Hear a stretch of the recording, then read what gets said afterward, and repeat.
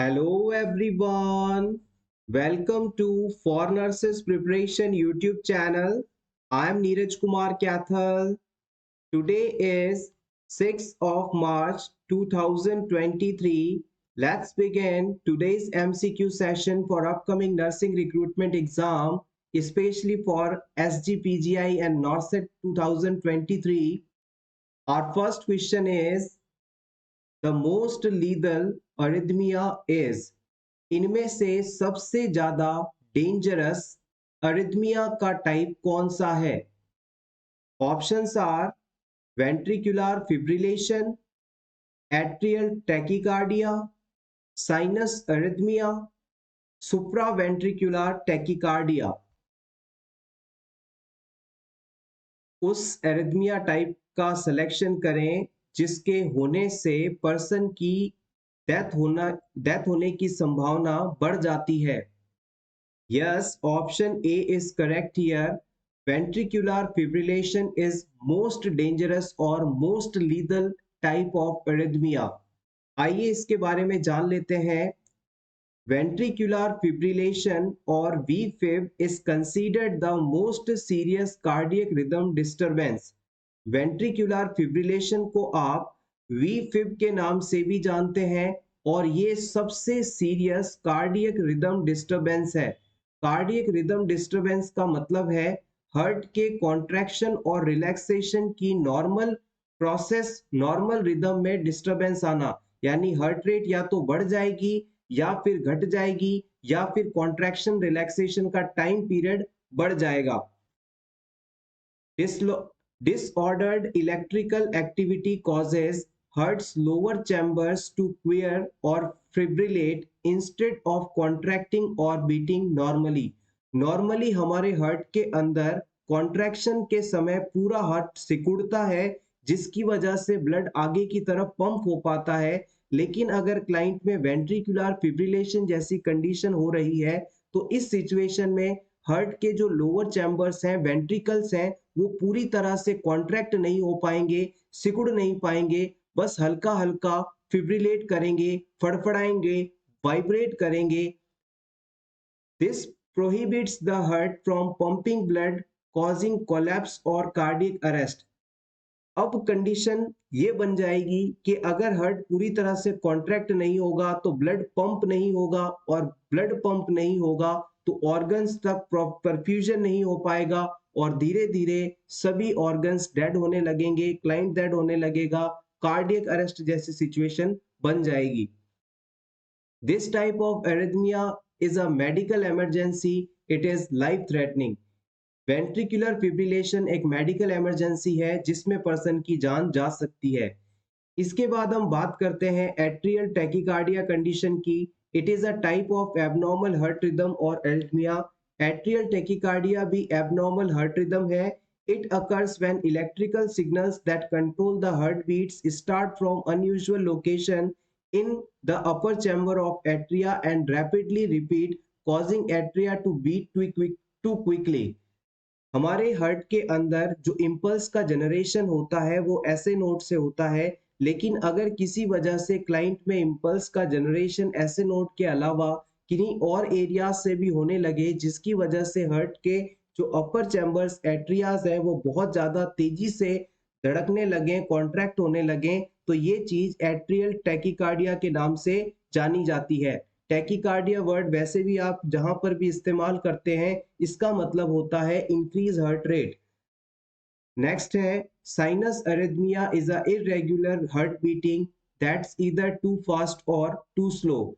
अगर किसी क्लाइंट का हार्ट या तो बहुत ज्यादा तेज धड़क रहा है या बहुत ज्यादा धीमे धड़क रहा है तो इस चीज को डिस्क्राइब करने के लिए साइनस अरिथमिया टर्म का इस्तेमाल किया जाता है। साइनस अरिथमिया का मतलब है इरेगुलर हार्ट बीट, चाहे वो कम हो या बढ़ी हुई हो। Next question is, it is calculated that a burn client needs 1800 ml of fluid in first 24 hours in order to maintain blood volume and urinary output. How many ml would the nurse plan to infuse in the first 8 hours based on parkland formula. किसी burn के patient को आपने 24 घंटे में कुल 1800 ml fluid देना है और ये फ्लूइड जो है आपको पार्कलैंड फॉर्मूला के बिहाफ पर एडमिनिस्टर करना है। तो अब आप बताएं इस पेशेंट में पहले 8 घंटे के अंदर कितना ml फ्लूइड दिया जाएगा। आपके पास पेशेंट है जिसे बर्न हुआ है, बर्न के बाद पहले 24 घंटे में उसे 1800 ml टोटल फ्लूइड देना है और अब आप बताएं कि इस 24 घंटे के पहले 8 घंटों में पार्कलैंड फॉर्मूला के अनुसार 1800 ml से कितना फ्लूइड दिया जाएगा। सबसे पहले हम बात करेंगे कि पार्कलैंड फॉर्मूला होता क्या है, फिर इसे सॉल्व करेंगे। पार्कलैंड फॉर्मूला की मदद से हम किसी भी पर्सन जिसमें बर्न हुआ है उसे कितना फ्लूइड देना है इस चीज को कैलकुलेट कर सकते हैं। इस चीज को कैलकुलेट करने के लिए जो फॉर्मूला इस्तेमाल किया जाता है वो है 4 ml multiplied by total body surface area burn multiplied by body weight in KG.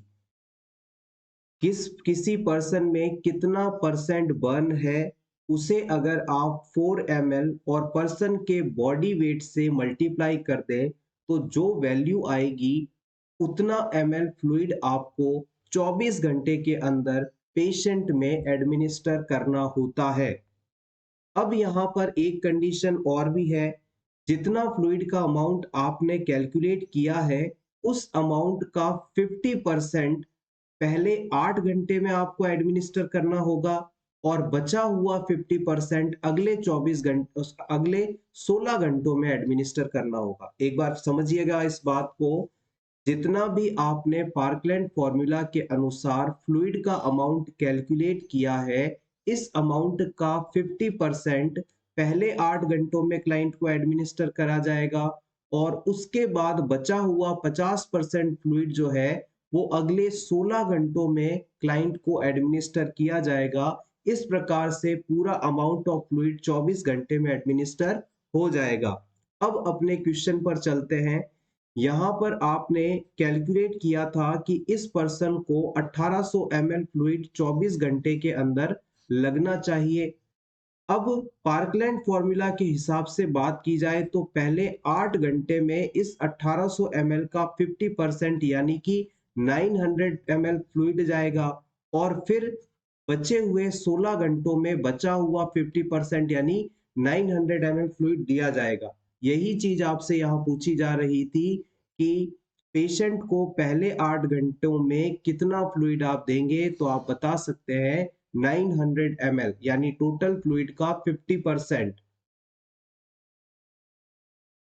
Next question is a client is admitted with complaints of chest pain. Which of the following drug order should the nurse question?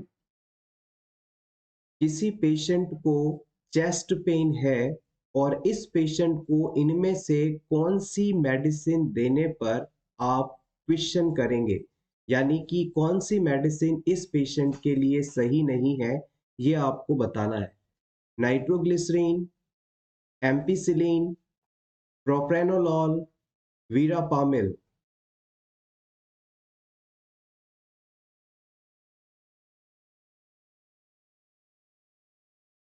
The right answer is option B, ampicillin.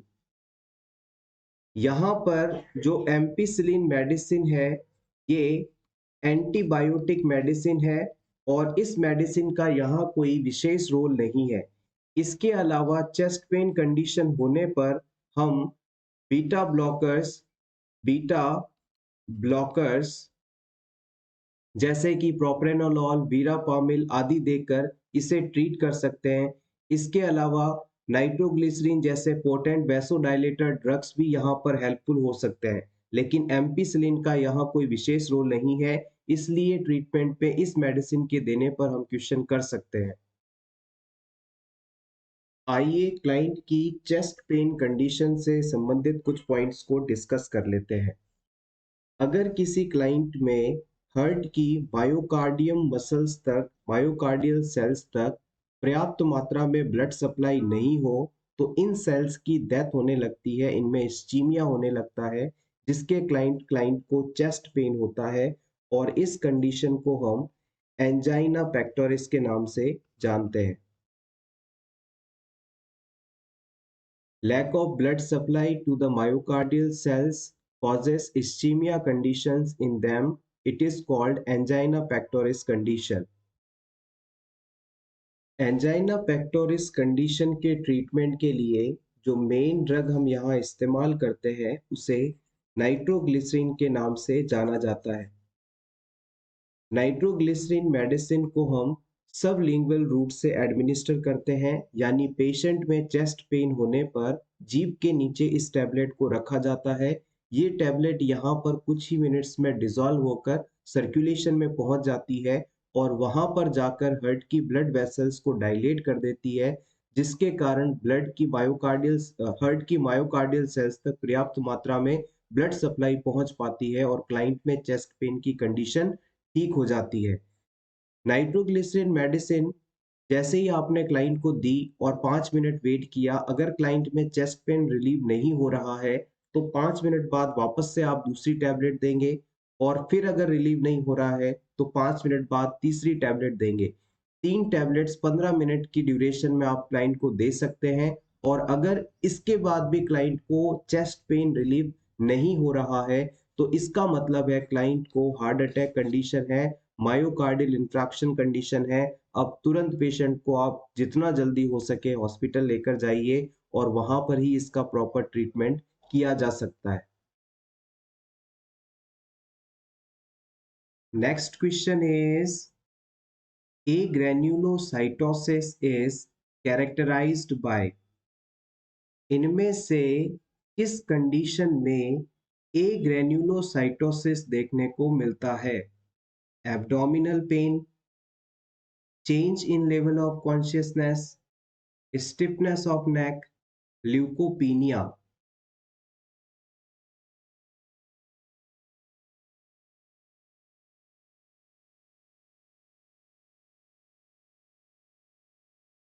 The right answer is option D, leukopenia. A granulocytosis condition leucopenia जैसी condition में देखने को मिलती है। आइए इसके बारे में जान लें। सबसे पहले तो आपको ये पता होना चाहिए कि ग्रेन्युलोसाइट्स होते क्या हैं। ग्रेन्युलोसाइट्स होते क्या हैं? जब हम WBC का क्लासिफिकेशन पढ़ते हैं तो WBC यानी व्हाइट ब्लड कार्पसल्स को हम दो प्रकार की सेल्स में दो टाइप्स में डिवाइड कर सकते हैं। पहला होता है ग्रेन्युलोसाइट और दूसरा होता है ए ग्रेन्युलोसाइट। अगर किसी व्यक्ति के अंदर ग्रेन्युलोसाइट्स यानी बेसोफिल, इयोसिनोफिल और न्यूट्रोफिल की कमी हो जाए तो ये कंडीशन ए ग्रेन्युलोसाइटोसिस के नाम से जानी जाती है। Deficiency of granulocytic WBC known as agranulocytosis condition. और ये कंडीशन जो है ल्यूकीमिया, ल्यूकोपीनिया या फिर ऐसा कोई पर्सन जो कि क्लोजेपाइन नामक ड्रग ले रहा है, रेडिएशन के संपर्क में है, उसमें देखने को मिल सकती है। पूरे कॉन्सेप्ट को एक बार फिर से समराइज करते हैं। आपसे इस क्वेश्चन में पूछा गया था कि ए ग्रेन्युलोसाइटोसिस किस कंडीशन में देखने को मिलता है, तो हमने आंसर दिया ल्यूकोपीनिया।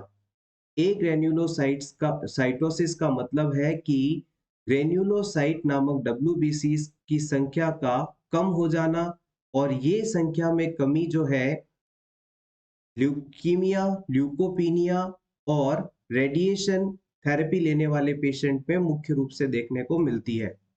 आप चाहें तो इसका स्क्रीनशॉट ले लें।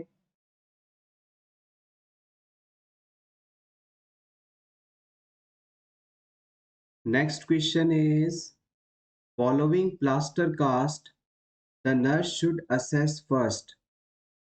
किसी क्लाइंट में फ्रैक्चर हुआ है और इसके ट्रीटमेंट के लिए प्लास्टर कास्ट अप्लाई किया गया।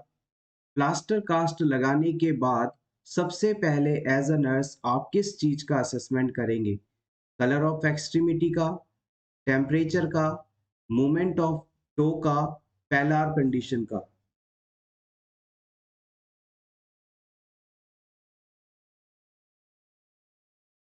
The right answer is option C, movement of toe. Client में प्लास्टर कास्ट अप्लाई करने के बाद न्यूरोवेस्कुलर फंक्शन पूरी तरह से हो रहा है या नहीं, इस चीज का असेसमेंट किया जाता है और उसके लिए मूवमेंट ऑफ टो का को देखा जाता है। अगर हमारे कहने पर फ्रैक्चर्ड पार्ट से पर्सन टो की मूवमेंट करवा पा रहा है, तो इसका मतलब है कि उस जगह पर सब कुछ ठीक है। आइए कास्ट से जुड़े कुछ इंपॉर्टेंट पॉइंट्स को क्विकली रिवाइज कर लें। फ्रैक्चर वाले पार्ट पर प्लास्टर लगाया जाता है, प्लास्टर कास्ट लगाया जाता है ताकि फ्रैक्चर्ड पार्ट को हम स्टेबल रख सकें, इमोबिलाइज कर सकें, हीलिंग प्रोसेस को बेहतर बना सकें और पेन को कंट्रोल कर सकें। साथ ही साथ न्यूरोवेस्कुलर इंजरी को भी कम किया जा सके। जब हम क्लाइंट में प्लास्टर कास्ट लगाते हैं तो वहाँ पर इसकी टाइमिंग से रिलेटेड कई बार क्वेश्चंस पूछ लिए जाते हैं, तो आप चाहें तो नोट कर सकते हैं। अगर किसी बच्चे में अपर एक्सट्रीमिटी के अंदर आप प्लास्टर कास्ट लगा रहे हैं, तो ये 3 सप्ताह तक लगाया जा सकता है और लोअर एक्सट्रीमिटी में 6 सप्ताह तक लगाया जा सकता है। अडल्ट की बात की जाए तो अपर एक्सट्रीमिटी में प्लास्टर कास्ट 6 सप्ताह में लगाया जा सकता है और लोअर एक्सट्रीमिटी में 12 सप्ताह तक लगाया जा सकता है। Next question is which of the following terms describes a decrease number of platelets? इनमें से किस टर्म के द्वारा प्लेटलेट्स की संख्या में कमी होने के बारे में बताया जा रहा है? Thrombectomy, thrombocytopenia, thrombocytopathy, thrombocytosis.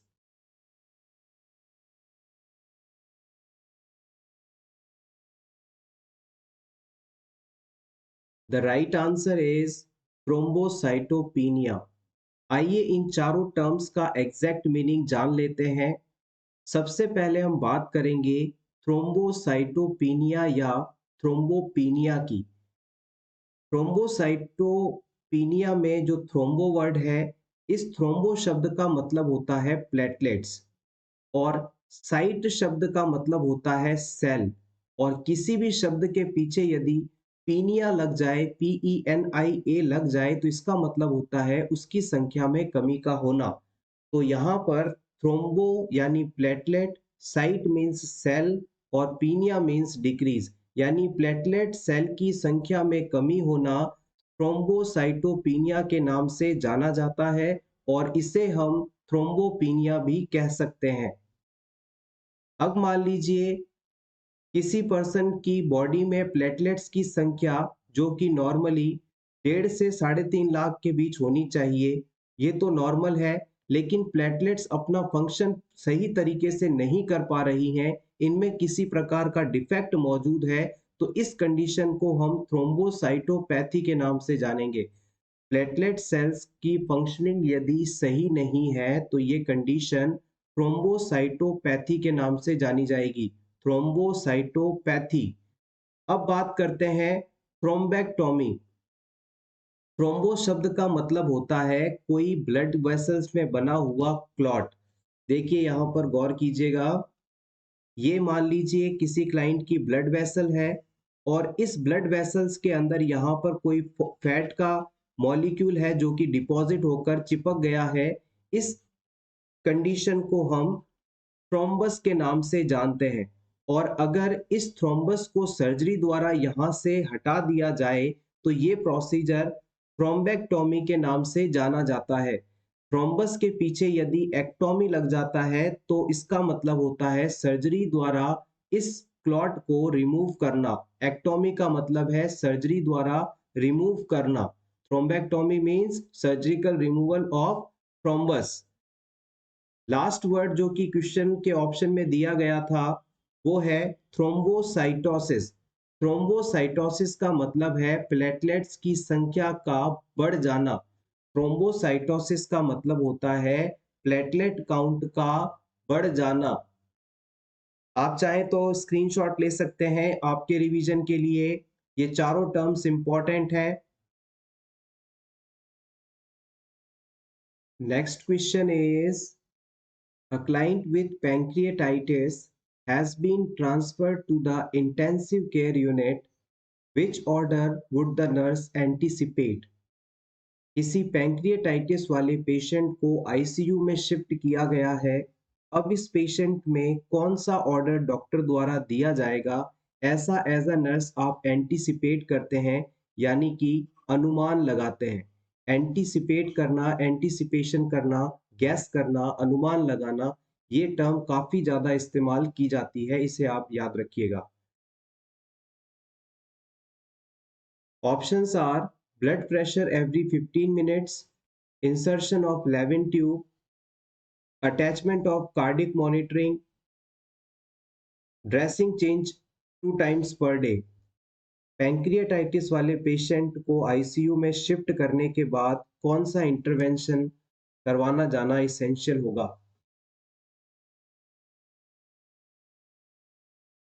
Pancreatitis के पेशेंट में हर 15 मिनट में ब्लड प्रेशर लेना जरूरी नहीं है। इसकी ड्रेसिंग को चेंज करना जरूरी नहीं है। Cardiac monitoring is also not needed. The thing that is needed is insertion of Levin tube. Levin tube क्या है? अब्राहम लुइस लेविन ने नेजोगैस्ट्रिक ट्यूब की डिस्कवरी की थी, इसलिए नेजोगैस्ट्रिक ट्यूब को हम लेविन ट्यूब के नाम से भी जानते हैं। तो याद रखिएगा, इस पेशेंट के अंदर नेजोगैस्ट्रिक ट्यूब लगाने का ऑर्डर डॉक्टर द्वारा दिया जाएगा, क्योंकि पैंक्रियाटाइटिस कंडीशन होने पर पेशेंट में लगातार नोजिया वोमिटिंग जैसी कंडीशन देखने को मिलती है। Next question is the nurse is caring for a client after supratentorial craniotomy. The nurse places a sign above the client's bed stating that the client should be maintained in which position. आपने OT से ऐसे patient को receive किया है जिसमें सुप्राटेंटोरियल area में craniotomy procedure किया गया है। इस पेशेंट के बेड के ऊपर आप कौन सा साइन बोर्ड लगाएंगे जो कि पेशेंट को एक विशेष पोजीशन में रखने के बारे में बताता हो? सिंपली कहें तो आपको ये बताना है कि सुप्राटेंटोरियल क्रेनियोटोमी प्रोसीजर के बाद पेशेंट को नीचे बताए ऑप्शंस में से कौन सी पोजीशन देना सबसे सेफ और सही माना जाएगा। आपके ऑप्शंस हैं prone position, supine position, semi formless position या फिर dorsal recumbent position.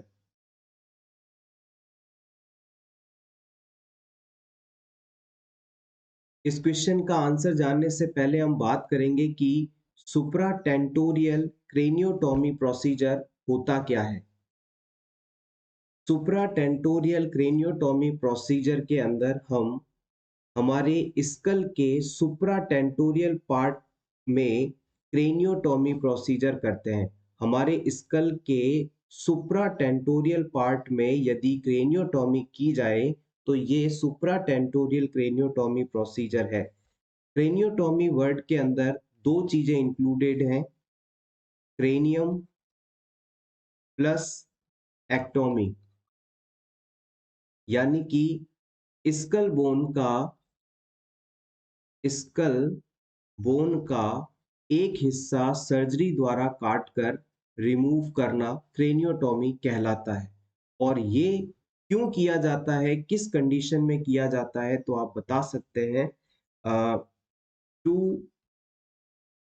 Treat brain tumour condition. इस चीज को समझिएगा, काफी इंटरेस्टिंग है, इम्पोर्टेंट है। जैसे कि मान लीजिए ये आपके क्लाइंट का ब्रेन है, this is your clients brain, और ये ब्रेन जो है वो आपके क्रेनियम के अंदर सुरक्षित है। यानी जो आपकी स्कल है, स्कल बोन है, क्रेनियम वॉलेट है, इसके अंदर आपका ब्रेन सुरक्षित रहता है। इस बात को आप अच्छी तरीके से जानते हैं। हमारा स्कल एक बहुत ही मजबूत बोन से बनी हुई स्ट्रक्चर है।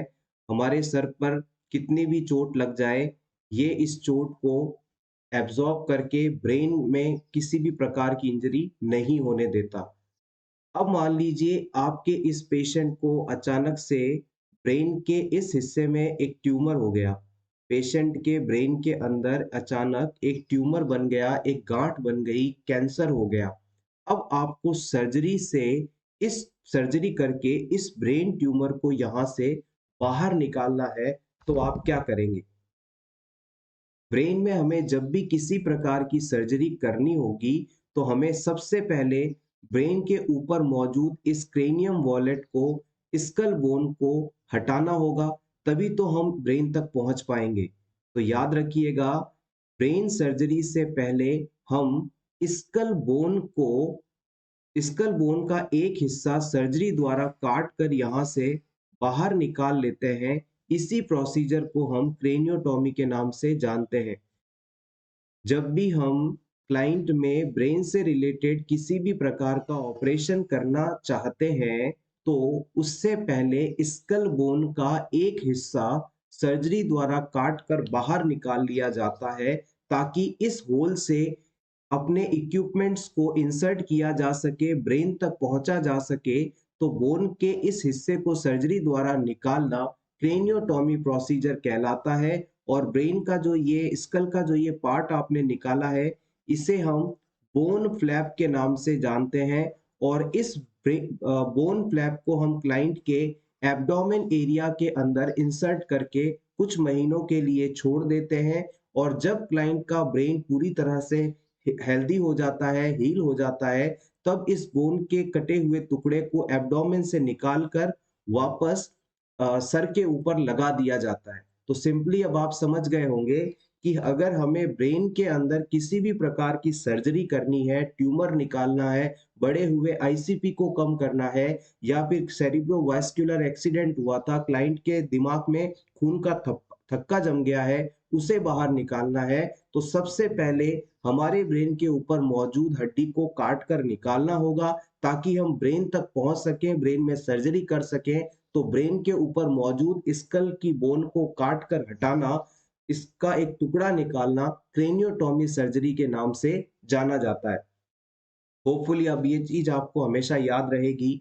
अब इस सर्जरी के बाद जब क्लाइंट आपके पास आएगा, तो आप उसे कौन सी पोजीशन में रखेंगे? इस क्वेश्चन का आपको आंसर देना है।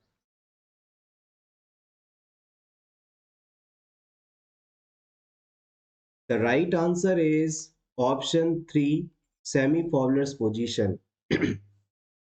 क्रेनियोटॉमी प्रोसीजर के बाद हम क्लाइंट को सेमी फॉबलर्स पोजीशन देते हैं, यानी क्लाइंट के बेड का जो हेड साइड है उसे 30 डिग्री एलिवेटेड रखते हैं।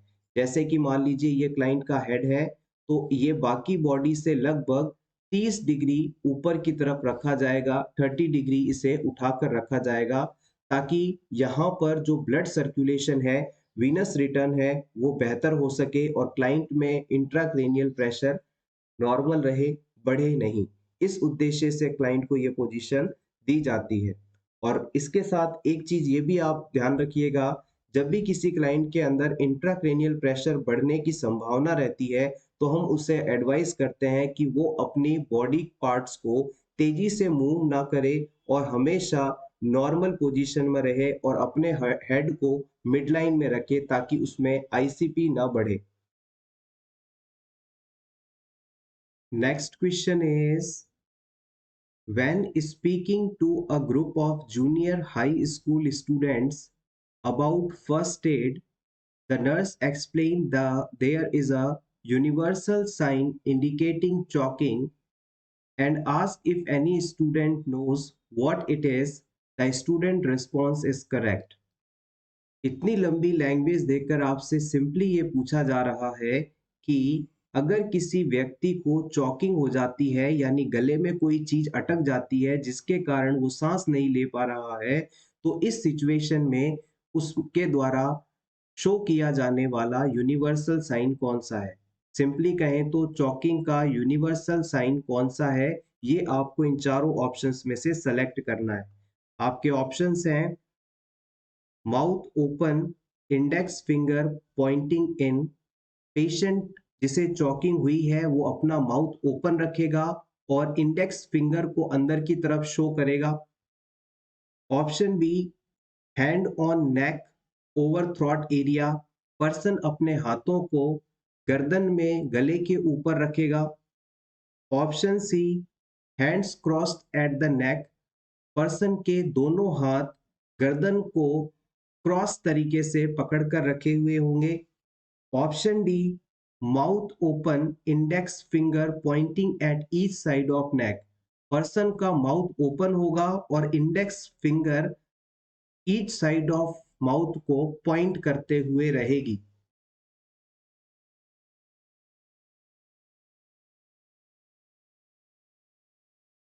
The right answer is option C, hand crossed at the नेक।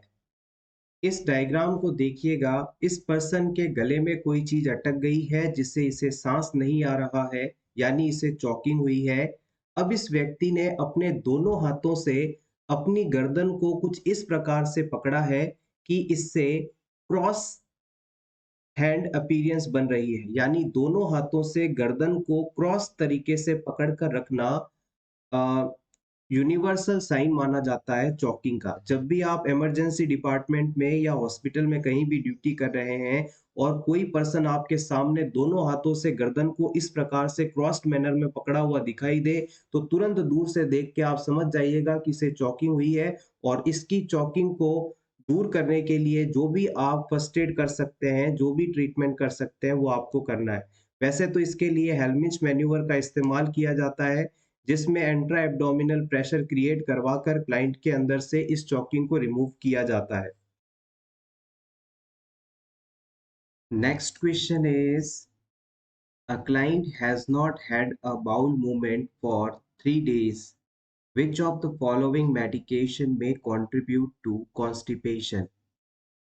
किसी पेशेंट को, किसी व्यक्ति को 3 दिन से मोशन पास नहीं हुआ है, स्टूल पास पास नहीं हुआ है, इस सिचुएशन के लिए कौन सी मेडिसिन रिस्पॉन्सिबल हो सकती है? फॉलिक एसिड, आयरन, पोटेशियम या विटामिन ई?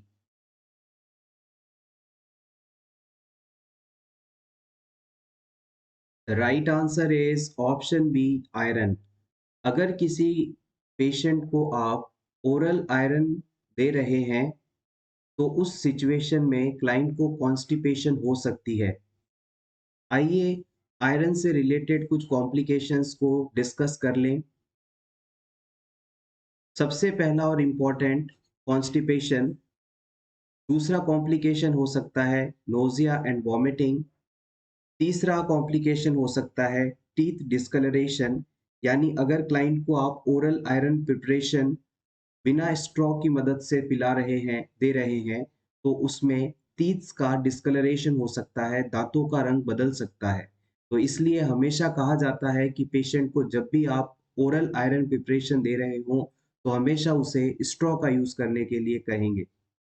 इसके अलावा आयरन ट्रीटमेंट के दौरान स्टूल का कलर ब्लैक हो सकता है और पेशेंट में मेटालिक टेस्ट जैसी फाइंडिंग देखने को मिल सकती है। ये सभी कॉम्प्लिकेशंस इंपॉर्टेंट हैं। Next question is, an adult client who has peripheral vascular disease of lower extremities was observed smoking in waiting area. What is the most appropriate response for the nurse to make regarding the client's smoking? एक patient जिसे lower extremities में peripheral vascular disease condition है और वो hospital के waiting area में smoking कर रहा था, इस सिचुएशन में आप इस पेशेंट को क्या एडवाइस देंगे, ये आपको सेलेक्ट करना है। Smoking is not allowed for patient with blood diseases. आप इसे कहेंगे कि आपको ब्लड डिजीज है और आप स्मोकिंग नहीं कर सकते, ये अलाउ नहीं है आपको। Option two, smoking causes the blood vessels in your legs to constrict and reduce blood supply। Smoking करने से आपकी ब्लड वेसल्स सिकुड़ जाएंगी और आपके पैरों में प्रॉपर ब्लड सप्लाई नहीं हो पाएगी। Option three, smoking increase your blood pressure and strains your heart. अगर आप स्मोकिंग करेंगे तो आपके ब्लड प्रेशर में इंक्रीज देखने को मिलेगा और इससे आपके हार्ट पर दबाव पड़ेगा। Option four, smoking causes your body to be under greater stress. Smoking के कारण आपके शरीर पर बहुत ज्यादा स्ट्रेस हो सकता है। Which advice is perfect for this peripheral vascular disease patient? The right answer is option two।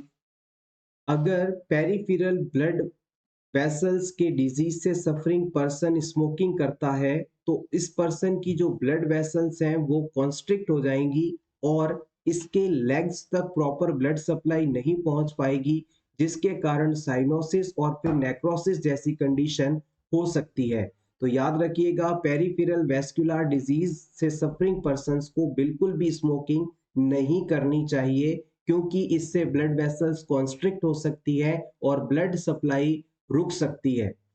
इसके अलावा जो भी बातें रिमेनिंग पॉइंट्स के अंदर कही गई है वो सही है, लेकिन इस डिजीज कंडीशन से रिलेटेड नहीं है।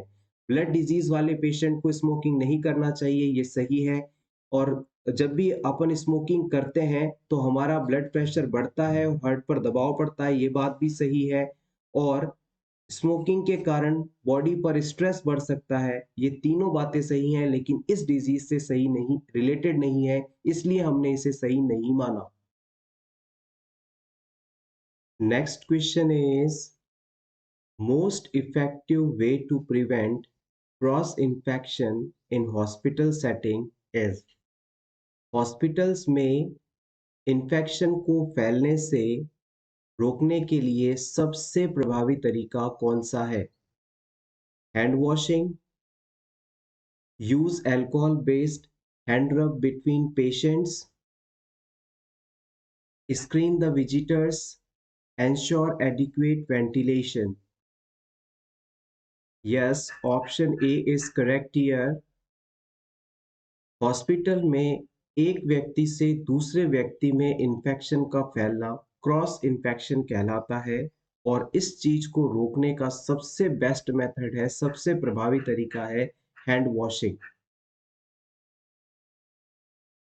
Next question is, the nurse is observing a client who is learning to perform Burger Allen exercises. The nurse knows the client is performing these exercises correctly when the client is observed doing what? एक patient जिसे burger Allen exercise करनी है और वो इसे कर रहा है, पेशेंट द्वारा नीचे बताए ऑप्शंस में से कौन सा एक्शन लेने पर हम ये मानेंगे कि इसके द्वारा सही तरीके से बर्गर एलन एक्सरसाइज परफॉर्म की जा रही है? Option one, alter alternately dorsiflexion and plantar flexing the heel the feet while the legs are elevated। Patient अपने पैरों को ऊपर उठाकर फुट एरिया को डॉर्सिफ्लेक्स करे और प्लांटर फ्लेक्स करे, यानी पैर का नीचे वाला जो हिस्सा है इसे आगे की तरफ झुकाए और फिर ऊपर की तरफ मोड़े, यानी डॉर्सिफ्लेक्शन प्लांटर फ्लेक्शन करे। तो क्या ये बर्गर एलन एक्सरसाइज है? Option 2, massaging the legs beginning at the feet to move toward the heart। Patient अपने पैरों के निचले हिस्से से शुरू करते हुए ऊपर की तरफ हार्ट की तरफ मसाज करवाए, क्या ये बर्गर एलन एक्सरसाइज है? Option 3, alternatively walking short distance and resting with the leg elevated. Patient कुछ दूर पैदल चल के रुकता है और फिर अपने पैरों को ऊपर उठा लेता है, क्या ये बर्गर एलन एक्सरसाइज है? Option 4, elevate the legs, then dangling them and then lying flat for 3 minutes in each position. Patient अपने पैरों को ऊपर उठाता है, उसके बाद नीचे लटका कर बैठता है और फिर नीचे लेटकर इस पोजीशन को हर 3 मिनट में दोहराता है। क्या ये बर्गर एलन एक्सरसाइज है? Important question for upcoming NORCET exam, Buerger Allen exercise. Yes, यहां पर ऑप्शन 4 बिल्कुल सही है। जब कोई व्यक्ति, जब कोई पर्सन, जब कोई पेशेंट अपने पैरों को एलिवेट पोजीशन में रखे, जब तक कि वो ब्लांच ना हो जाए, यानी उनका कलर ना बदल जाए, उसके बाद वो अपने पैरों को नीचे लटका कर बैठे, तब जब तक कि वो लाल ना हो जाए, और इसके बाद वो फ्लैट लाइंग सुपाइन पोजीशन में लेटकर अपने पैरों को स्ट्रेच करे। इस प्रकार से ये पूरा सीक्वेंस दोहराना बर्गर एलन एक्सरसाइज के नाम से जाना जाता है। एक बार फिर से समझिएगा, बर्गर एलन एक्सरसाइज करने के लिए पेशेंट सबसे पहले अपने पैरों को, अपने फीट को ऊपर की तरफ उठाकर रखता है, एलिवेटेड रखता है, जब तक कि उसका कलर बदल ना जाए। और उसके बाद जैसे ही वो ब्लांच हो जाएंगे, हल्का कलर उसमें चेंज होगा, उसके बाद अपने पैरों को नीचे लटका कर रखेगा जब तक कि वो लाल ना हो जाए, यानी फिर से इनका कलर जब तक चेंज ना हो जाए। और जैसे ही इनका कलर चेंज होगा, पर्सन सुपाइन पोजीशन में लेट कर अपने पैरों को स्ट्रेच करेगा। इस प्रकार से की गई एक्सरसाइज बर्गर एलन एक्सरसाइज के नाम से जानी जाती है। इस एक्सरसाइज को करने का सबसे बड़ा फायदा ये है कि इससे आर्टरियल सर्कुलेशन जो है वो बेहतर होता है। पेशेंट का आर्टरियल सर्कुलेशन इससे बेहतर होता है। नेक्स्ट क्वेश्चन है, which vitamin deficiency seen in chronic alcoholism patient. अगर कोई पर्सन लंबे समय से बहुत ज़्यादा अल्कोहल लेता है, बहुत ज़्यादा ड्रिंक करता है, तो इसमें कौन से विटामिन की कमी देखने को मिलेगी? The right answer is vitamin B1। लंबे समय से शराब की लत वाले व्यक्तियों में विटामिन B1, जिसे आप थायमीन के नाम से जानते हैं, इसकी डेफिशिएंसी देखने को मिलेगी। विटामिन B1 की कमी के कारण 3 डिजीज कंडीशन इंपॉर्टेंटली इस पर्सन में हो सकती हैं: beriberi, Wernicke encephalopathy and Korsakoff साइकोसिस। बेरी-बेरी डिजीज कंडीशन दो प्रकार से क्लासिफाई की जा सकती है। एक होता है ड्राई बेरी-बेरी और एक होता है वेट बेरी-बेरी। ड्राई बेरी-बेरी के अंदर क्लाइंट का जो नर्वस सिस्टम है वो प्रभावित होता है, जबकि वेट बेरी-बेरी कंडीशन में कार्डियक सिस्टम प्रभावित होता है, कार्डियोवैस्कुलर सिस्टम प्रभावित होता है। Next question is, the nurse is caring for a client with a diagnosis of hepatitis who is experiencing pruritus, which would be most appropriate nursing intervention? आप किसी ऐसे पेशेंट को केयर प्रोवाइड कर रहे हैं जिसे हेपेटाइटिस डिजीज है और अब उसमें प्लूराइटिस जैसी कंडीशन भी डेवलप हो रही है। पेशेंट को हो रही इस प्लूराइटिस कंडीशन के लिए सबसे सही नर्सिंग इंटरवेंशन कौन सा होगा, ये आपको बताना है। Options are, suggest that the client take warm showers, BID। आप इस पेशेंट को दिन में 2 बार गर्म पानी से नहाने के लिए कहेंगे। Option B, add baby oil to the client's bath water. आप इस पेशेंट के नहाने के पानी में बेबी ऑयल ऐड कर देंगे। Option C, apply powder to the client's skin. आप इस पेशेंट की स्किन पर पाउडर अप्लाई करेंगे। Option D, suggest a hot water rinse after bathing. आप पेशेंट को नहाने के बाद हॉट वाटर रिंस के लिए सजेस्ट करेंगे। हेपेटाइटिस कंडीशन के बारे में तो आप सभी जानते ही हैं। लीवर के अंदर इन्फ्लामेशन का होना हेपेटाइटिस कंडीशन कहलाती है। ये किसी मेडिसिन की टॉक्सिसिटी, एक्सेसिव अल्कोहल इंटेक या फिर वायरस के इन्फेक्शन के कारण हो सकता है। मोस्टली इसमें वायरल इन्फेक्शन को ही कॉज माना जाता है। हेपेटाइटिस का पेशेंट है और अब उसमें प्लूराइटिस हो रहा है। प्लूराइटिस का अगर आप मतलब समझेंगे तो it is a unpleasant sensation of skin that provokes urge to scratch.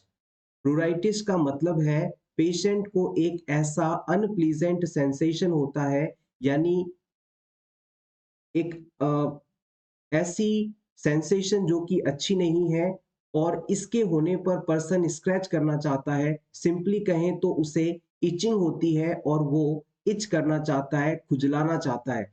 Hepatitis का पेशेंट है और उसे बॉडी पर इचिंग हो रही है, खुजली हो रही है और उसे इस चीज से रिलैक्स करने के लिए आप इन चारों में से कौन सा एक्शन कर सकते हैं, ये आप सेलेक्ट करें सिंपली।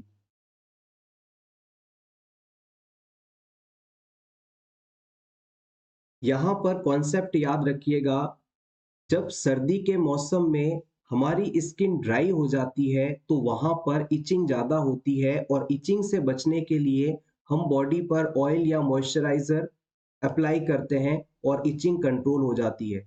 वही कॉन्सेप्ट यहाँ भी है।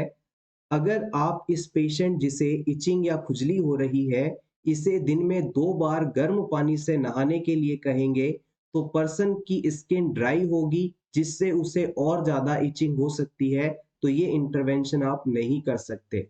अगर आप पेशेंट को नहाने के बाद हॉट वाटर का सजेशन करते हैं, हॉट वाटर रिंस का सजेशन देते हैं, तो इससे भी स्किन ड्राई होगी, ये कॉन्सेप्ट भी यहाँ काम नहीं करेगा। अगर स्किन पर आप पाउडर अप्लाई करते हैं तो इससे भी स्किन ड्राई होती है और इचिंग बढ़ती है, तो ये कॉन्सेप्ट भी यहाँ काम नहीं आएगा। यहाँ पर काम आएगा ऑप्शन बी, जो कि सही आंसर भी है। आप इस पेशेंट के नहाने के पानी में यदि बेबी ऑयल ऐड कर देते हैं तो पेशेंट अगर इससे नहाएगा तो पर्सन की स्किन जो है वो ड्राई नहीं हो पाएगी, उसमें मॉइस्चर बना रहेगा और उसे इचिंग कम होगी।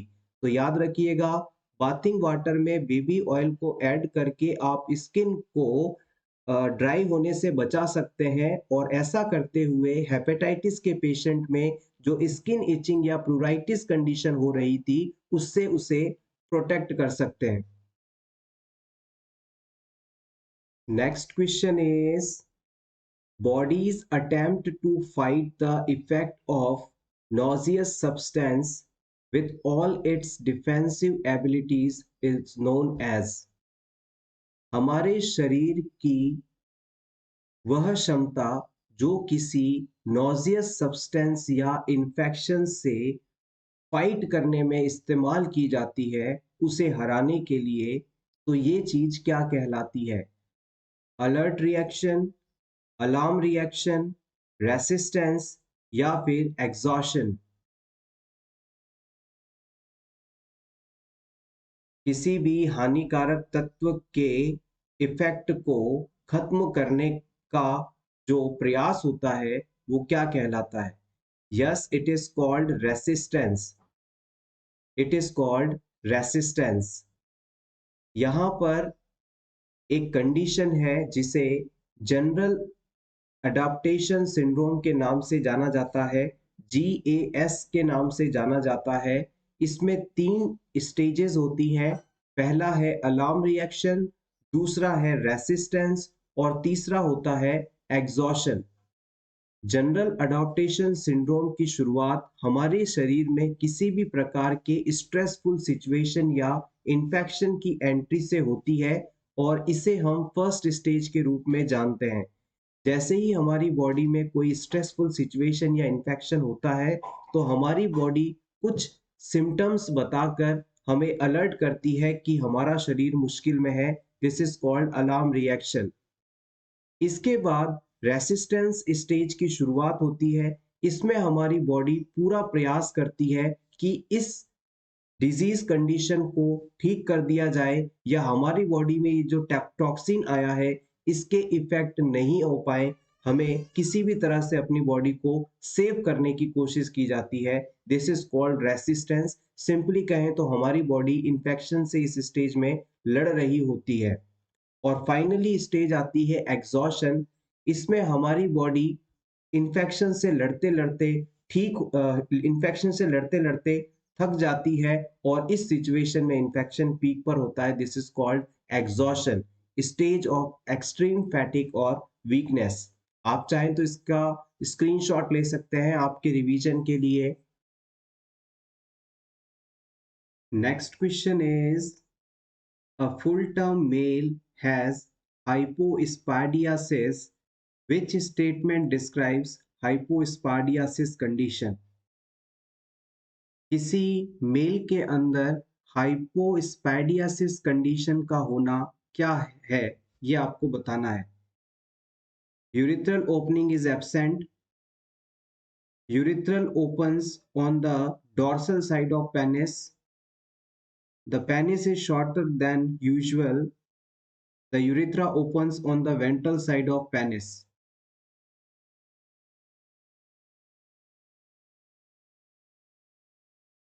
हाइपोस्पाडियासिस कंडीशन के अंदर यूरिथ्रल ओपनिंग प्रेजेंट होती है। यूरिथ्रल ओपनिंग का मतलब है यूरिन जिस ओपनिंग से बाहर एक्सक्रीट आउट किया जाता है वो ओपनिंग। हाइपोस्पैडियासिस कंडीशन में यूरिथ्रल ओपनिंग प्रेजेंट होती है, तो आपका ऑप्शन ए गलत हो गया। इसके अलावा पेनिस का जो साइज है वो नॉर्मल होता है, तो ऑप्शन सी भी गलत हो गया। यूरिथ्रल ओपन वेंट्रल साइड में नहीं खुलती है, ये भी ऑप्शन आपका गलत हो गया। तो फाइनली आपके पास ऑप्शन बी बचता है जो कि सही आंसर है। आइए इसे डायग्राम के थ्रू समझ लेते हैं। नॉर्मल कंडीशन के अंदर क्या होता है, जैसे कि मान लीजिए ये किसी मेल का पेनिस है और ये वाला इसका टेस्टिस वाला हिस्सा है। नॉर्मली जो यूरिथ्रा होता है वो बिल्कुल सामने की तरफ ओपन होता है, यहीं से यूरिन बाहर एक्सक्रीट आउट किया जाता है। लेकिन अगर किसी मेल के पेनिस की यूरिथ्रल ओपनिंग आगे फ्रंट में सिचुएटेड ना होकर नीचे की तरफ हो, यानी कि डॉर्सल सरफेस की तरफ हो, तो ये कंडीशन हाइपोस्पैडियासिस के नाम से जानी जाती है। और इसके ऑपोजिट अगर यूरिथ्रल ओपनिंग पेनिस के ऊपर की तरफ, आगे की तरफ ना होकर ऊपर की तरफ यानी वेंट्रल सरफेस पर मौजूद हो, तो ये कंडीशन एपिस्पाडियासिस के नाम से जानी जाती है। एक बार फिर से समझिएगा, किसी भी पर्सन में यूरिथ्रल ओपनिंग अपनी नॉर्मल साइट की जगह दूसरी साइट पर अगर मौजूद है तो ये कंडीशन स्पार्डियासिस कहलाता है। अगर ये ओपनिंग डॉर्सल साइट पर है तो इसे आप हाइपोस्पाइडियासिस कहेंगे, सिंपली कहें तो पेनिस के नीचे वाली सतह पर है तो। और अगर ये वेंट्रल सरफेस पर है यानी कि पेनिस के ऊपर वाली सतह पर है तो ये कंडीशन एपिस्पाइडियासिस के नाम से जानी जाएगी। आप चाहें तो आपके रिवीजन के लिए इसका स्क्रीनशॉट ले सकते हैं। Next question is the drug that should only be administered in diluted form is। इनमें से कौन सी मेडिसिन को आप सिर्फ डाइल्यूट करके ही बॉडी में एडमिनिस्टर कर सकते हैं? Sodium bicarbonate, potassium chloride, sodium chloride, calcium gluconate.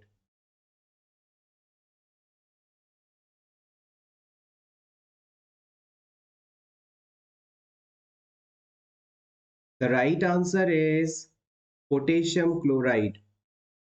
Potassium chloride को आप KCl के नाम से जानते हैं, मार्केट में ये कैसोल नाम से अवेलेबल रहता है।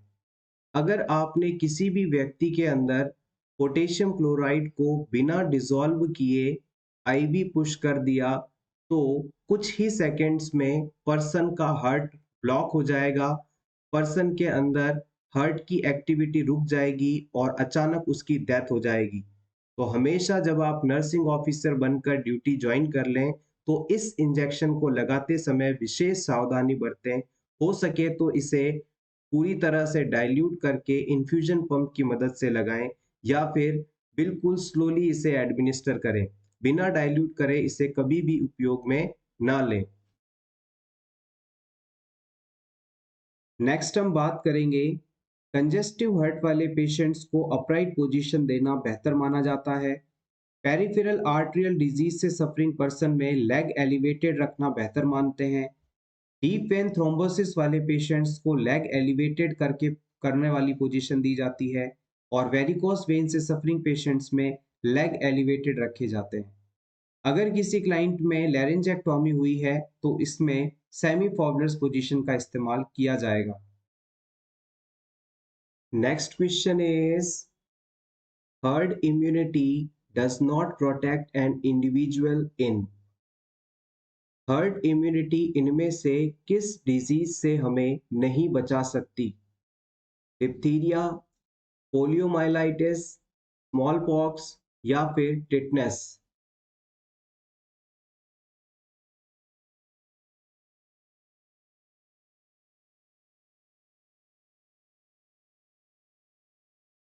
The right answer is option D, tetanus.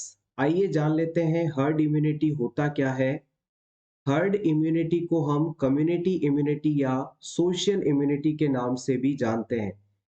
Herd immunity means the ability of a community to resist epidemic disease by providing protection to non-immune population.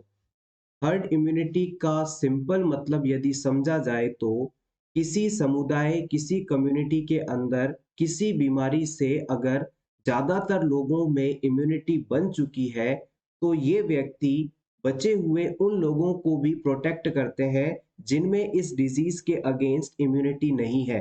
या यूं कह सकते हैं कोई भी कम्युनिकेबल डिजीज जब मैक्सिमम इम्यूनिटी वाले कम्युनिटी में एंटर करता है तो लोगों में इम्यूनिटी होने के कारण ये डिजीज आगे ट्रांसमिट नहीं हो पाता, जिसकी वजह से नॉन इम्यून पर्सन्स भी इम्यून हो जाते हैं।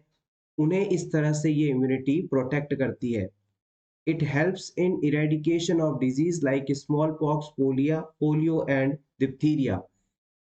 इस प्रकार की इम्यूनिटी के कारण स्मॉल पॉक्स, पोलियो और डिप्थीरिया जैसे डिजीज कंडीशन जो हैं हमारी कम्युनिटी से, वर्ल्ड से हट चुके हैं। यहाँ पर eradicated word specially small pox के लिए है, बाकी डिजीजेस को आप भी इरेडिकेटेड नहीं डिक्लेयर कर सकते।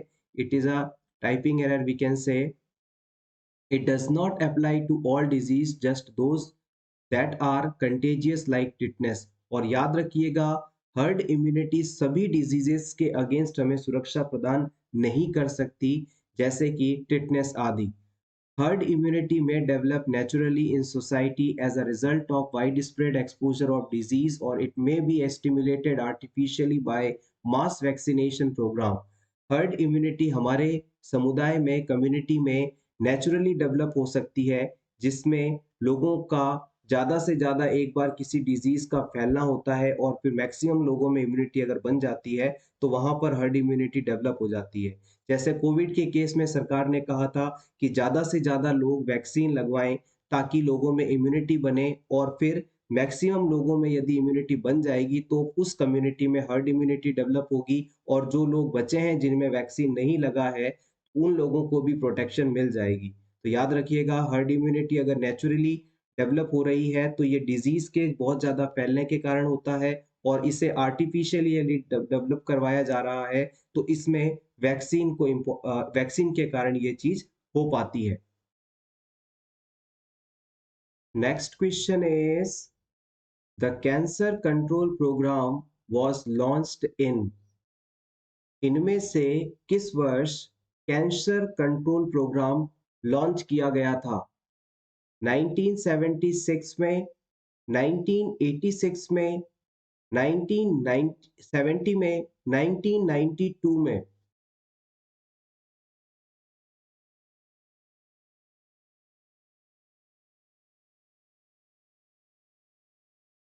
Right answer is option A, 1976 में।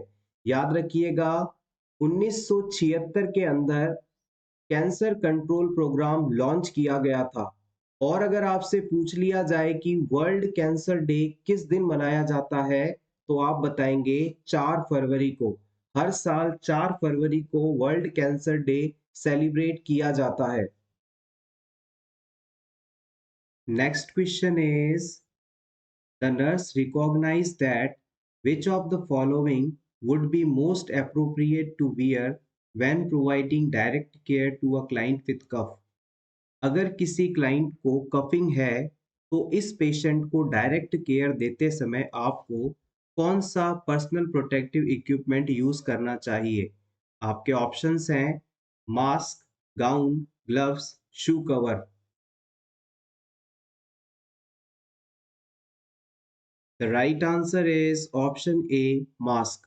याद रखिएगा, जब भी कोई पर्सन कफिंग या स्नीजिंग करता है तो उसके माउथ से एरोसोल ड्रॉपलेट्स आदि निकलते हैं, जिनसे अगर हम कांटेक्ट में आए तो हमें भी वो डिजीज कंडीशन हो सकती है। इस चीज से प्रिवेंशन के लिए सबसे जरूरी है मास्क का यूज करना। Next question is, the nurse should instruct a patient who has a diagnosis of folic acid deficiency anemia to increase intake of which of the following food? किसी पेशेंट को यदि फॉलिक एसिड डेफिशिएंसी वाला anaemia है तो इस person में इस folic acid की कमी को पूरा करने के लिए डाइट में किस चीज का इंटेक बढ़ाने के लिए आप सजेस्ट करेंगे? Dairy products, green leafy vegetables, citrus fruits या फिर fish and poultry. Folic acid in चारों ऑप्शंस में से सबसे ज्यादा किस चीज में पाया जाता है?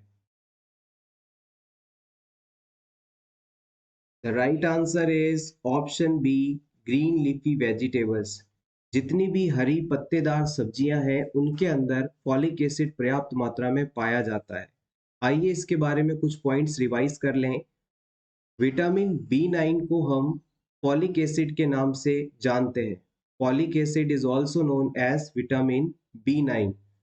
ये एक water soluble B complex vitamin है और इसके सोर्सेस की बात की जाए तो ये ग्रीन लीफी वेजिटेबल्स, बीन्स और यीस्ट के अंदर पर्याप्त मात्रा में पाया जाता है। अगर किसी प्रेग्नेंट वुमेन में इसकी डेफिशिएंसी हो, इसकी कमी हो, तो होने वाले बच्चे में न्यूरल ट्यूब डिफेक्ट्स जैसी कंडीशन हो सकती है और नॉर्मली अगर इसकी कमी हो जाए तो इससे होने वाला एनीमिया मेगैलोब्लास्टिक एनीमिया के रूप में जाना जाता है। नेक्स्ट पोजीशंस, क्रेनियोटॉमी के दौरान फॉवलर्स या सेमी फॉवलर्स पोजीशन दी जाती है। रेक्टल एनिमा लगाते समय सिम्स पोजीशन का इस्तेमाल किया जाता है। सैंगस्टन ब्लैकमोर ट्यूब्स लगाते समय हेड एलिवेटेड रखा जाता है। अगर किसी क्लाइंट में लोअर एक्सट्रीमिटी का एम्पुटेशन हुआ है तो पहले 24 घंटों में फुट को एलिवेटेड रखेंगे और एम्पुटेशन के 24 घंटे कंप्लीट होने के बाद पेशेंट को प्रोन पोजीशन दी जाती है।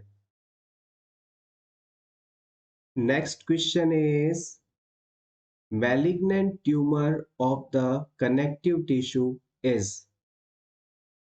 कनेक्टिव टिश्यूज में होने वाला मैलिग्नेंट ट्यूमर किस नाम से जाना जाता है? Sarcoma, carcinoma, osteoma, melanoma. Connective tissue हमारे शरीर में सबसे ज्यादा पाया जाने वाला टिश्यू है और याद रखिएगा ब्लड भी कनेक्टिव टिश्यू का ही एग्जाम्पल माना जाता है और इन कनेक्टिव टिश्यूज के अंदर यदि मैलिग्नेंट ट्यूमर हो जाए तो इस कंडीशन को हम सार्कोमा के नाम से जानते हैं। याद रखिएगा, हमारे शरीर में पाए जाने वाले जितने भी सॉफ्ट टिश्यूज हैं जैसे कि cartilage, blood vessel, connective tissues, इन सभी के अंदर अगर कैंसर होता है तो इसे हम सार्कोमा का नाम देते हैं। अगर हमारे शरीर के अंदर एपिथेलियम टिश्यूज, एपिथेलियम सेल से रिलेटेड कोई कैंसर हो जाए तो इसे हम कार्सिनोमा के नाम से जानते हैं। बोन का कैंसर ऑस्टियोमा कहलाता है और मिलेनोसाइट्स का कैंसर, मिलेनोसाइट सेल्स का कैंसर मिलेनोमा नाम से जाना जाता है। मिलेनोसाइट सेल्स जो हैं हमारी बॉडी के अंदर मिलेनिन नाम का पिगमेंट बनाती हैं और याद रखिएगा मेलेनोमा जो कैंसर है ये मोस्ट सीरियस स्किन कैंसर माना जाता है, यानी सबसे डेंजरस टाइप का स्किन कैंसर है मेलेनोमा। एक बार फिर से रिवाइज करते हैं। अगर सॉफ्ट टिश्यूज के अंदर कैंसर होता है तो इसे हम सार्कोमा के नाम से जानते हैं, और एपिथेलियल टिश्यूज के कैंसर को हम कार्सिनोमा के नाम से जानते हैं। बोन का कैंसर ऑस्टियोमा है और मेलेनोसाइट सेल्स का कैंसर मेलेनोमा कहलाता है। Next question is, nurses are held responsible for the commission of a tort. The nurse understand that tort is। आपको इन चारों ऑप्शंस में से उस ऑप्शन को सेलेक्ट करना है जो कि टॉर्ट क्या है इसे बताता हो। The application of force to the body of another by responsible individual। किसी रिस्पॉन्सिबल इंडिविजुअल के द्वारा, किसी जिम्मेदार व्यक्ति के द्वारा दूसरे पर्सन की बॉडी पर फोर्स लगाना। Option two, an illegality committed by one person against the property और पर्सन ऑफ अनदर। किसी दूसरे व्यक्ति या उसकी प्रॉपर्टी पर कोई इलीगल एक्शन करना। Option three, doing something that a responsible person under ordinary circumstances would not do। ऐसा कोई काम करना जो एक जिम्मेदार व्यक्ति नॉर्मल सिचुएशंस में नहीं करता हो। Option four, an illegality committed against the public and punished by the law through the courts।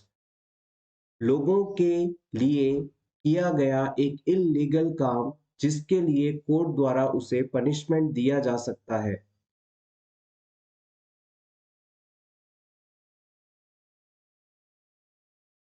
अगर आप ऐसा कोई भी काम करते हैं जो लोगों के लिए लीगली सही नहीं है और कोर्ट आपको पनिशमेंट दे सकता है, तो आप इसे क्राइम कह सकते हैं। आप इसे क्राइम कहेंगे। This is called crime. Option one के अंदर बताया गया है the application of force to the body of another. आप किसी और व्यक्ति के ऊपर फोर्स अप्लाई करते हैं, उसे बिना किसी कंसेंट के, बिना उसकी इजाजत के टच करते हैं, तो ये चीज बैटरी के नाम से जानी जाती है। This is called battery. Option three के अंदर बताया गया है doing something that a reasonable person under ordinary circumstances would not do. ऐसा कोई काम आपके द्वारा किया गया जो कि नॉर्मल सिचुएशन में, नॉर्मल सर्कमस्टेंसेस में एक जिम्मेदार व्यक्ति द्वारा नहीं किया जाता, तो इस चीज को आप नेग्लिजेंस का नाम दे सकते हैं। It is called negligence. Finally अब आपके पास एक ही ऑप्शन बच रहा है, ऑप्शन टू, जो कि इस क्वेश्चन का सही आंसर है, या यूं कह सकते हैं it is the right definition of tort. An illegality committed by one person against the property or person of another। किसी और व्यक्ति या उसकी प्रॉपर्टी के लिए किया गया कोई इलीगल एक्ट टॉर्ट कहलाता है। Next question is, short shuffling gait is characteristically seen in। इनमें से किस कंडीशन के होने पर शॉर्ट सफलिंग गेंट देखने को मिलता है। शॉर्ट सफलिंग गेंट का मतलब है छोटे छोटे कदमों से लड़खड़ाते हुए चलना। यहाँ गेंट शब्द का मतलब होता है चाल, यानी चलने का तरीका, और शफलिंग मीन्स लड़खड़ाते हुए, और शॉर्ट मीन्स छोटे छोटे कदमों से। Options are Alzheimer's disease, Parkinson disease, multiple sclerosis, myasthenia gravis।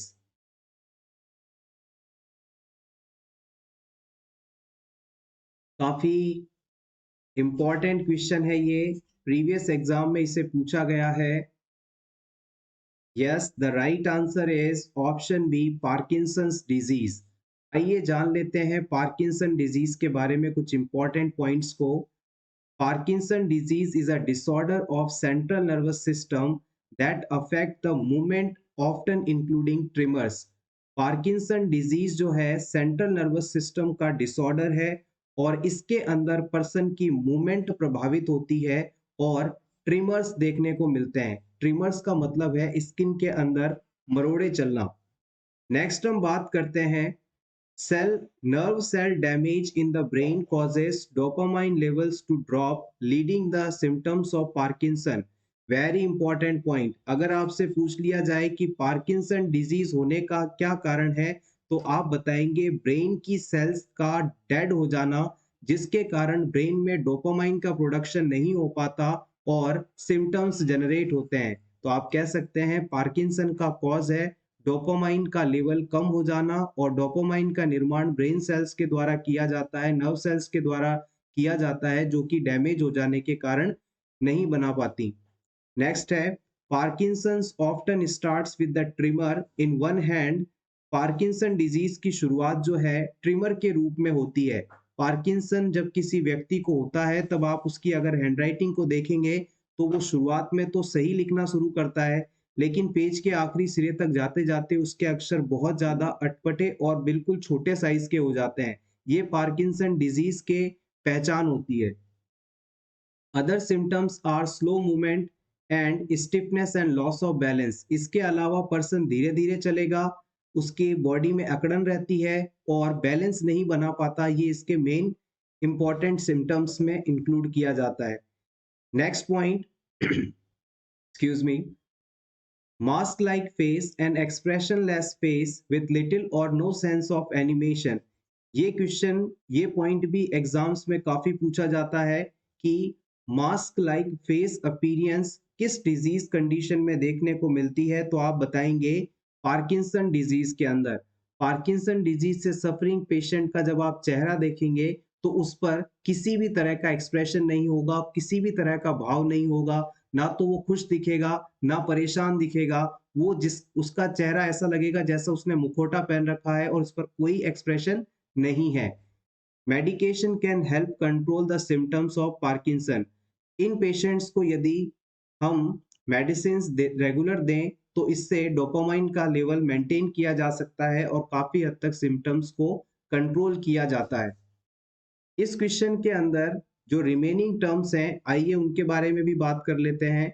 सबसे पहले एल्जाइमर्स डिजीज। एल्जाइमर्स डिजीज को हम सेनाइल्स डिमेंशिया के नाम से जानते हैं। सेनाइल्स डिमेंशिया का मतलब होता है धीरे धीरे होने वाला मेमोरी लॉस कंडीशन। डिमेंशिया शब्द का मतलब है मेमोरी लॉस यानी याददाश्त का कम हो जाना। Brain cells connections and the cells themselves degenerate and die, eventually destroying memory and other important mental functions। Alzheimer disease से सफरिंग पेशेंट की जो ब्रेन सेल्स हैं वो समय के साथ धीरे धीरे डैमेज होती हैं, डीजेनरेट हो जाती हैं और डेड हो जाती हैं, जिससे पर्सन की मेमोरी प्रभावित होती है और डेली के जो मेंटल फंक्शंस होते हैं पर्सन उन्हें भी करने में असमर्थ हो जाता है। Memory loss and confusion are the main symptom. Alzheimer's disease के पेशेंट में मेमोरी लॉस और कंफ्यूजन मेन सिम्टम्स के रूप में देखने को मिलते हैं। No cure exist but medication and management strategies may temporarily improve the symptoms. अगर किसी व्यक्ति को एक बार एल्जाइमर्स डिजीज हो जाए यानी ब्रेन सेल्स डेड होने लग जाएं, तो फिर इसका कोई ट्रीटमेंट नहीं है। इसे हम बिल्कुल भी ठीक नहीं कर सकते पूरी तरह से, सिर्फ मेडिसिन और थेरेपीज देकर कुछ कुछ इम्प्रूवमेंट, टेम्परेरी इम्प्रूवमेंट कर सकते हैं। नेक्स्ट डिजीज कंडीशन है multiple sclerosis, a disease in which immune system Yeats away the protective covering of neurons. हमारे जो नर्व सेल्स होती हैं इनके ऊपर माइलिन शीट नाम की एक प्रोटेक्टिव कवरिंग पाई जाती है। अगर हमारा इम्यून सिस्टम गलती से इस प्रोटेक्टिव लेयर को डैमेज कर दे तो ये कंडीशन मल्टीपल स्क्लेरोसिस के नाम से जानी जाती है और इस कंडीशन के होने के बाद पेशेंट में कोऑर्डिनेटेड मूवमेंट्स नहीं हो पाती। नेक्स्ट डिजीज कंडीशन है myasthenia gravis. It is a long-term neuromuscular disease that leads to varying degree of skeletal muscles weakness, myasthenia gravis जो है एक न्यूरोमस्कुलर डिजीज है, नर्व और मसल्स के बीच होने वाला कोऑर्डिनेशन लेस कोऑर्डिनेशन वाला डिजीज है। इसके अंदर स्केलेटल मसल्स कमजोर हो जाती हैं। The most commonly affected muscle are the eyes, face and swallowing. इसमें सबसे ज्यादा हमारे चेहरे की मसल्स, आंखों की मसल्स और स्वेलोविंग करवाने वाली मसल्स प्रभावित होती है। माइस्थेनिया ग्रेविस से सफरिंग पर्सन के अंदर डबल विजन देखने को मिलता है, ड्रूपलिंग ऑफ आईलिड्स देखने को मिलता है जिसे आप पटोसिस के नाम से भी जानते हैं, और पर्सन ठीक से बोल नहीं पाता, चल नहीं पाता। माइस्थेनिया ग्रेविस के अंदर जो एसिटाइल कोलिन नाम का न्यूरोट्रांसमीटर होता है उसकी कमी हो जाती है, और इस डिजीज के होने पर सबसे पहले पटोसिस नाम का सिम्टम देखने को मिलता है, जिसमें पर्सन के आंखों की पलकें नीचे गिर जाती हैं और पर्सन चाहकर भी इन्हें वापस ऊपर नहीं कर पाता, यानी आंखों को खोल नहीं पाता। ये कंडीशन सबसे पहले देखने को मिलेगी। आप चाहे तो इसका स्क्रीनशॉट ले सकते हैं। ये सभी पॉइंट्स यहाँ से बहुत इंपॉर्टेंट है।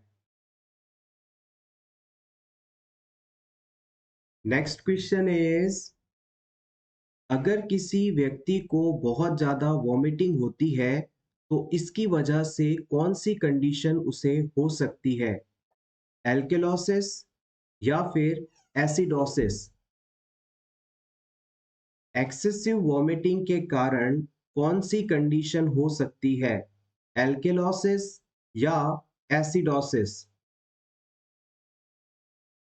Basic but important question. Concept को समझना बहुत जरूरी है, और यहाँ पर सही आंसर है ऑप्शन ए, एल्केलोसिस। जब भी किसी क्लाइंट को बहुत ज्यादा वॉमिटिंग होती है तो उसके स्टमक में मौजूद जितना भी एसिड होता है, जैसे कि हाइड्रोक्लोरिक एसिड जो कि फूड के डाइजेशन के लिए वहां सिक्रीट होता है, ये वॉमिटिंग के साथ बॉडी से बाहर निकल जाता है। और एसिड का बॉडी से जब बाहर निकलना होता है तो हमारी बॉडी की पीएच बढ़ने लगती है, यानी एल्केलाइन मीडियम वहां पर बढ़ने लगता है, बेस की संख्या बढ़ने लगती है, और यही कंडीशन मेटाबॉलिक एल्केलोसिस कहलाती है। एक बार फिर से समझिएगा, जब भी कोई पर्सन वॉमिटिंग करता है तो उसका स्टमक का कंटेंट बॉडी से बाहर निकलता है, और स्टमक में H प्लस आयन पर्याप्त मात्रा में होते हैं, हाइड्रोक्लोरिक एसिड पर्याप्त मात्रा में होता है, और जब ये H प्लस आयन और एसिड बॉडी से बाहर निकल जाएंगे तो शरीर में एसिड की कमी होगी, एल्केलाइन या बेस मीडियम का लेवल बढ़ेगा, और ये कंडीशन मेटाबॉलिक एल्केलोसिस कंडीशन के नाम से जानी जाएगी। इसका ऑपोजिट, यदि किसी क्लाइंट को बहुत ज्यादा डायरिया हो रहा है तो डायरिया की कंडीशन में हमारी इंटेस्टाइन के अंदर मौजूद बाइकार्बोनेट आयन यानी HCO3, इसका बहुत ज्यादा लॉस होगा। और जब एल्केलाइन मीडियम का लॉस होता है, बेस का लॉस होता है, बाइकार्बोनेट का लॉस होता है, तो हमारी बॉडी की पीएच घटने लगती है, यानी बॉडी में H प्लस आयन की मात्रा बढ़ रही है, और ये कंडीशन एसिडोसिस कहलाएगी। एक बार फिर से रिपीट करते हैं। डायरिया होने पर हमारे बॉडी से बेस सब्सटेंस निकल जाता है, यानी HCO3 बाइकार्बोनेट का लॉस हो जाता है, और बाइकार्बोनेट की अगर कमी होगी तो H प्लस आयन की संख्या बढ़ जाएगी, यानी एसिड कंटेंट जो है वो बढ़ जाएगा, और इस वजह से हमारी बॉडी में मेटाबॉलिक एसिडोसिस कंडीशन देखने को मिलेगी। इस चीज में कंफ्यूज मत होइएगा। डायरिया होगा तो एसिडोसिस होगा, और वॉमिटिंग होगा तो एल्केलोसिस होगा। नेक्स्ट पोजीशंस के बारे में जानेंगे। कैटरेक्ट सर्जरी के दौरान सेमी फॉबलर्स या फॉबलर्स पोजीशन दी जाती है। वीनस इनसफिशिएंसी वाले पेशेंट्स में लेग एलिवेशन करवाया जाता है। ऑटोनॉमिक डिसरिफ्लेक्सिया वाले पेशेंट को हाई फॉबलर्स पोजीशन देना बेहतर माना जाता है। सेरिब्रल एन्यूरिज्म होने पर सेमी फॉबलर्स या फॉबलर्स पोजीशन अच्छी मानी जाती है। स्ट्रोक के पेशेंट्स को हेड एलिवेटेड पोजीशन दी जाती है। Next question is, home visit planning will be based on. इनमें से होम विजिट प्लान किस पर निर्भर होना चाहिए, किस पर आधारित होना चाहिए? नीड ऑफ नर्स, नर्स की आवश्यकता पर, नीड ऑफ क्लाइंट, क्लाइंट की आवश्यकता पर, financial status of patient, patient के आर्थिक स्थिति पर, whenever nurse feels, जो भी नर्स चाहे वैसे।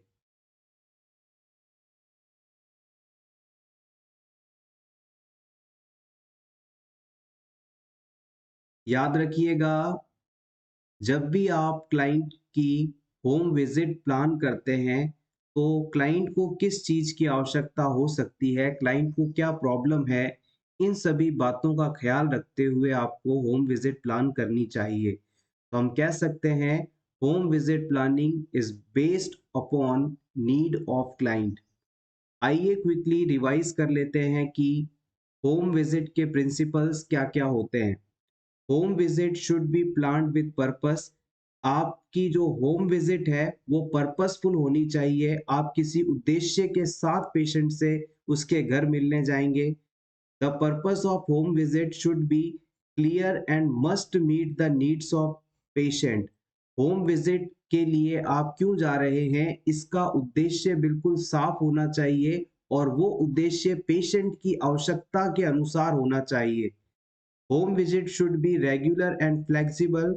होम विजिट रेगुलर होनी चाहिए और क्लाइंट जब आपसे मिल सके उस समय के अनुसार होनी चाहिए।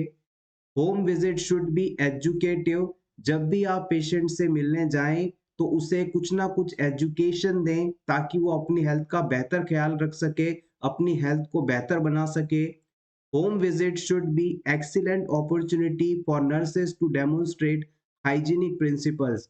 आप पेशेंट के घर पर जाकर उसको अच्छी तरह से हाइजीनिक एनवायरनमेंट में रहने, हाइजीन मेंटेन करने के प्रिंसिपल और इसके क्या एडवांटेजेस हैं, इन सभी के बारे में बता सकते हैं, समझा सकते हैं।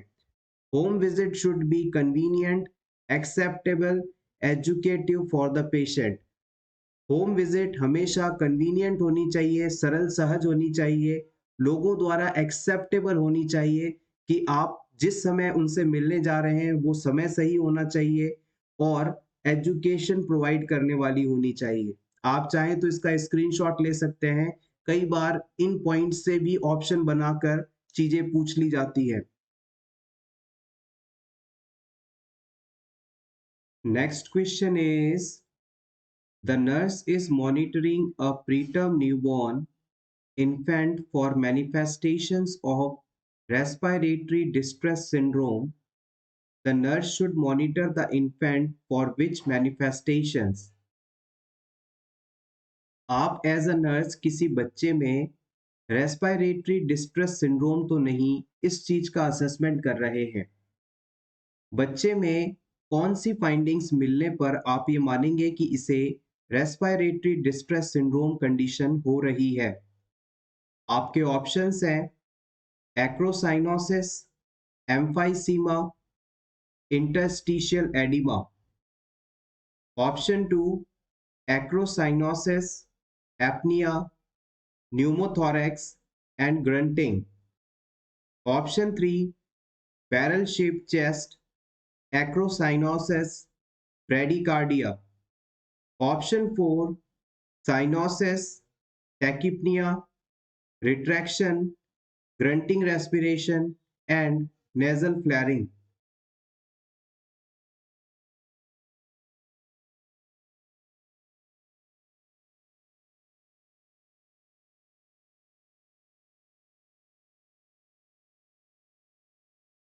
Option four is correct here.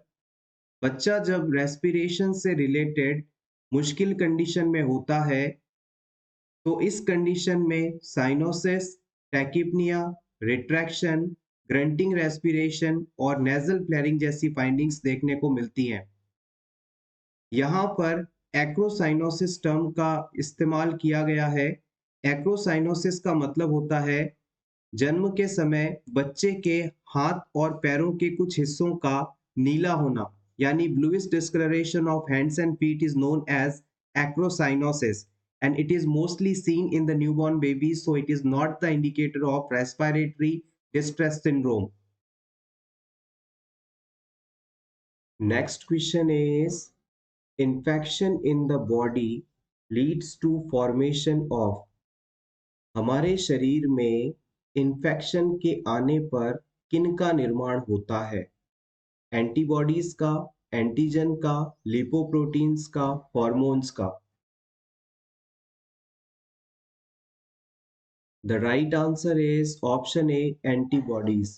जैसे ही हमारे शरीर के अंदर किसी प्रकार का इन्फेक्शन आता है, यानी ऐसा कोई माइक्रो ऑर्गेनिज्म एंटर होता है जो कि हमें नुकसान पहुंचा सकता है, तो हम ऐसे माइक्रो ऑर्गेनिज्म या इन्फेक्शन को एंटीजन के नाम से जानते हैं। और इस एंटीजन को बॉडी में नुकसान ना पहुंचाने देने के लिए इसे किल करना जरूरी है। और इन्हें किल करने के लिए हमारी शरीर में एंटीबॉडी नामक स्ट्रक्चर्स का निर्माण होता है। यही चीज आपसे यहाँ पूछी गई थी। याद रखिएगा, हमारे शरीर में चाहे क्लिनिकल इन्फेक्शन हो या सब क्लिनिकल इन्फेक्शन हो, दोनों ही टाइप के इन्फेक्शन होने पर एंटीबॉडीज का प्रोडक्शन होता है। और साथ में मेमोरी टी लिम्फोसाइट्स का प्रोडक्शन होता है। ये मेमोरी सेल्स भविष्य में कभी भी आगे इस तरह के इन्फेक्शन के बॉडी में आने पर तुरंत एंटीबॉडीज का निर्माण करके इन्हें किल करने के लिए तैयार रहती है। हमारे शरीर में जब किसी भी प्रकार का इन्फेक्शन आए और हमारी बॉडी खुद से उसके अगेंस्ट एंटीबॉडीज का निर्माण करे, तो ऐसा करते हुए हम नेचुरल एक्टिव इम्यूनिटी का निर्माण कर रहे होते हैं। यहाँ पर एक चीज आप चाहें तो और नोट कर सकते हैं। दो टर्म्स इस्तेमाल की जाती हैं, एक होता है क्लिनिकल इन्फेक्शन और एक होता है सब क्लिनिकल इन्फेक्शन। दोनों में फर्क क्या है? क्लिनिकल इन्फेक्शन टर्म जब भी आपसे पूछी जाए तो आप बताएंगे ऐसा कोई भी केस या पेशेंट जिसमें साइन एंड सिम्टम्स मौजूद हैं, यानी पेशेंट में बीमारी के लक्षण अगर दिख रहे हैं तो आप उसे क्लिनिकल केस कहेंगे। और अगर पेशेंट में बीमारी तो है लेकिन लक्षण नहीं है, साइन एंड सिम्टम्स नहीं है, तो उसे हम सब क्लिनिकल केस के रूप में जानते हैं। Next question is order of hand washing is. Hand washing के स्टेप्स आपको सीक्वेंस में सेलेक्ट करने हैं। Option A, back of hand, wrist, palm. Option B, wrist, palm, back of hand. Option C, palm, wrist, back of hand. Option D, palm, back of hand, wrist.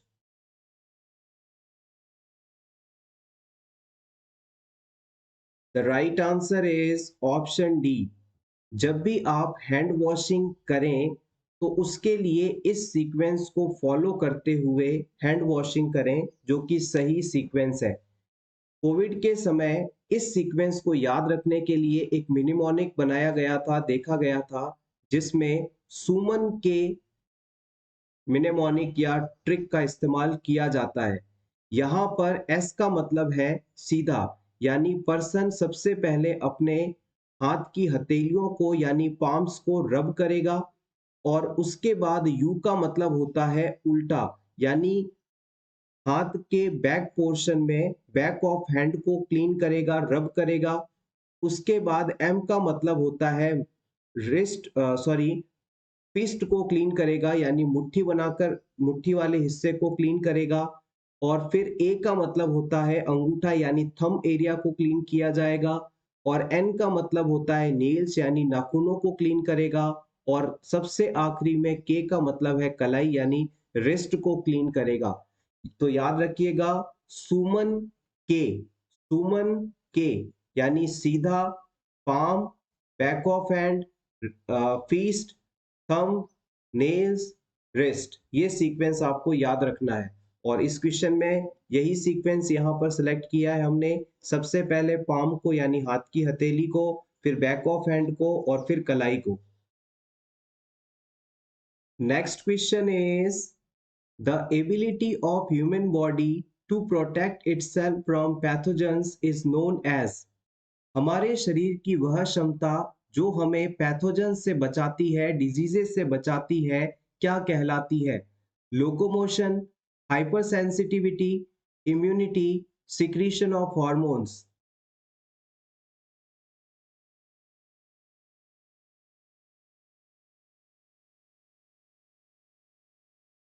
The right answer is immunity. हमारे शरीर को रोगों से बचाने की जो क्षमता होती है उसे हम इम्यूनिटी के नाम से जानते हैं। लोकोमोशन शब्द का मतलब होता है मूवमेंट। हमारा चल चल फिर पाना लोकोमोशन कहलाता है। हाइपर सेंसिटिविटी जो है एलर्जी से संबंधित है। सो एवरीवन, ये था हमारा आज का वीडियो। होपफुली आपको आज की ये क्लास अच्छी लगी होगी। क्लास अच्छी लगी हो तो प्लीज इसे लाइक कर दीजिएगा और रेगुलरली इसी तरह के वीडियोस के नोटिफिकेशन पाने के लिए for nurses preparation YouTube channel को जरूर सब्सक्राइब करें। आपकी प्रिपरेशन के लिए हर रात 8 बजे इसी तरह की क्लासेस अरेंज की जा रही है। Thank you so much once again. Best of luck.